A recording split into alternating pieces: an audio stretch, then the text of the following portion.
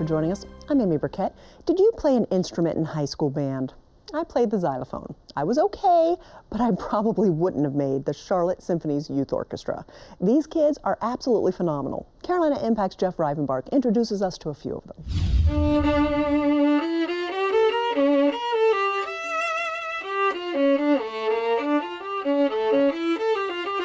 I really just have a passion for music. A homeschooled 10th grader, Drew Dansby, spends about 12 hours each week rehearsing in his bedroom. I'm not going to pretend like every time I pick up my violin and practice, it's like I really want to do that. There's some days when I just don't feel like it at all. Drew's interest in music began when he was 3 years old. And so on his 4th birthday, on the day, he had his first violin lesson. And he was just as happy as could be. And he came home and just wouldn't put it down. 6 months later, he started taking cello lessons.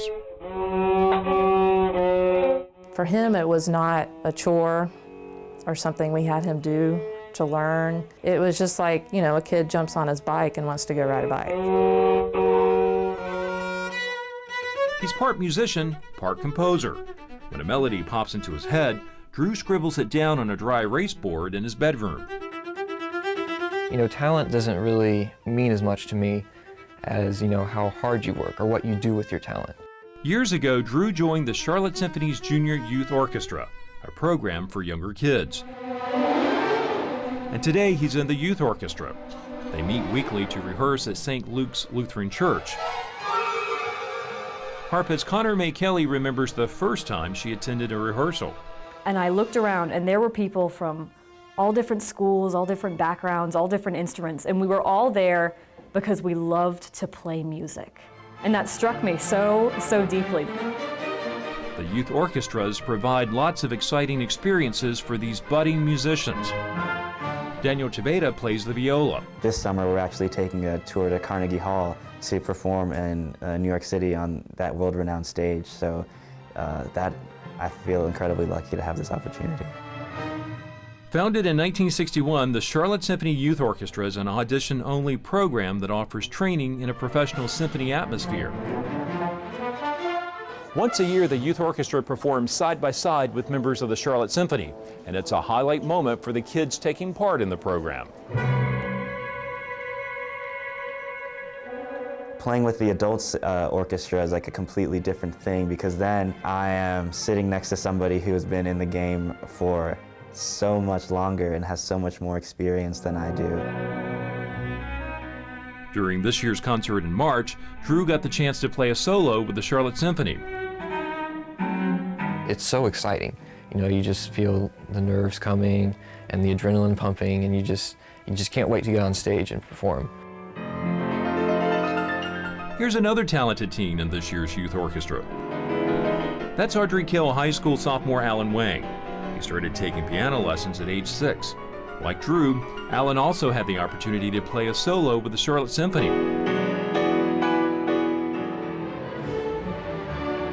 It's fun for me to conduct because they were at such a high level. As music director of the youth orchestras, Ernest Pereira has worked with both ensembles for 27 years. We often think the symphony is a dying sort of art, and the future is the kids. More important than even playing in the symphony is conducting and also teaching, so that the next generation will emerge. A musician for the orchestra, Lori Tiberio started working with the kids in the early 80s. She says both ensembles serve an important role. So no matter what they do, they will take that music with them for the rest of their lives. And as they go forward, even if they don't go into music, they'll be supporters of the arts, they'll be supporters of music. Having worked with hundreds of teens over the years, Lori says Drew is pretty unique. To be comfortable on 2 different instruments like that is pretty amazing. Back at Drew's house, the violin hangs on the wall while he concentrates on schoolwork. He says music helps him put everything else in perspective. Just the nature of music, it makes you question the world. It changes how you think about the world. Music has definitely impacted me a lot. I really love doing it. Whether he's only playing for himself or a packed audience, the passion Drew and his fellow Youth Symphony members have for music comes across simply by watching and listening to them play. For Carolina Impact, I'm Jeff Rivenpark reporting. Thanks so much, Jeff. Those are some pretty terrific teens, and we want to wish them luck on their Carnegie Hall adventure coming up in June. Well, joining me now is Mary Deisler, President and CEO of the Charlotte Symphony. Mary, thank you so much for your time. Thanks for having me and having us. Well, we are blown away by the talent of those teens. I mean, what an extraordinary addition to your fabulous orchestra to begin with. And you know I'm a huge fan and recently saw the Beatles presentation that you guys did, which was really just an amazing night and such a great thing to see a large audience as well. Yeah, absolutely. Our sales are picking up, and that's a very, very good sign. But we're so excited about the youth orchestra and their trip to Carnegie Hall. And you've heard them play, you've seen the wonderful artistry that's on stage. It's hard to believe that some of these kids are 14, 15, 16 years old and playing at this incredible level. And that commitment that they have, I mean, he was saying 10 hours a week of practicing. Absolutely. For a teenager. For a teenager who has school and all the other things that they have in their life, and for the parents as well to make the time and the commitment to allow their teenager to do it. It's a pretty extraordinary effort all the way around. So this is just one of many outreach components that the Charlotte Symphony has. Talk to us about some of the other outreach things that you do that benefit our community that chances are people don't know about. Yeah, absolutely. We have a real commitment to being part of the community, to being indispensable to the community as we look at going forward. We're doing 2 concerts at the end of April as follow-up to the peace concert we did the day after the riots uptown. One will be at First Baptist West and one will be at Providence Day, 2 very different locations. And we're partnering with Sign of the Times, organization that tells the story of the African American diaspora in Charlotte and the Levine Museum to weave a through line about the African American experience in Charlotte. So it'll be a call and response concert, a little bit of jazz from their part and a little bit of classical from ours. Those are 2 free concerts. We did a program 2 weeks ago, Music Without Borders, a free lunchtime concert where we perform music from one of the death camps around the Holocaust, Mexican classical music, and a piano quintet written by a Syrian composer called For Aleppo. So without saying much, to talk about how music makes connections and creates bonds among people where sometimes now our society looks like we're trying to divide people. So a very important commitment out into the community. And that is one of the beautiful things of the arts. The arts add such a fabric of joy and that connection. But you're right, in a time when it does feel like our country is more divided than ever before, you know, what you're doing and what the arts are doing is really bringing people together. What do you think is the biggest surprise that people might not understand about the orchestra?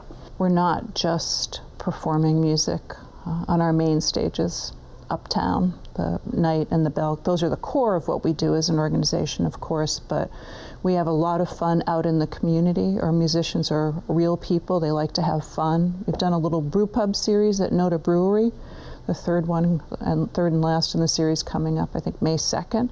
Totally informal, musicians very close to the audience. You get a beer along with your concert ticket and the musicians mingle with you. So they are real people, they're part of the community, they like to have fun. And it's not the stuffy, formal, it's not your mother's or your grandmother's symphony. I think that's the most important thing to know. And that is such a misconception that people have when you talk about the symphony. And you do the classics, but you have the pop series as well. Absolutely. And to combine the two really is exciting, to be able to just have that sense of pride in the musicianship, and you can kind of get away from the stress of the day. Yeah, absolutely. Well, music takes you to another place, and it allows you to feel emotions you might not feel comfortable thinking about during the day. Even if it's just relax, go into another zone, you're hearing the Beatles, or you're hearing a wonderful Rachmaninoff piano concerto. Music has that way of sort of lifting your spirits, opening your mind, creating connections. So yeah, we're very lucky. And it is, I was so amazed at the Beatles concert recently of just, it's all ages.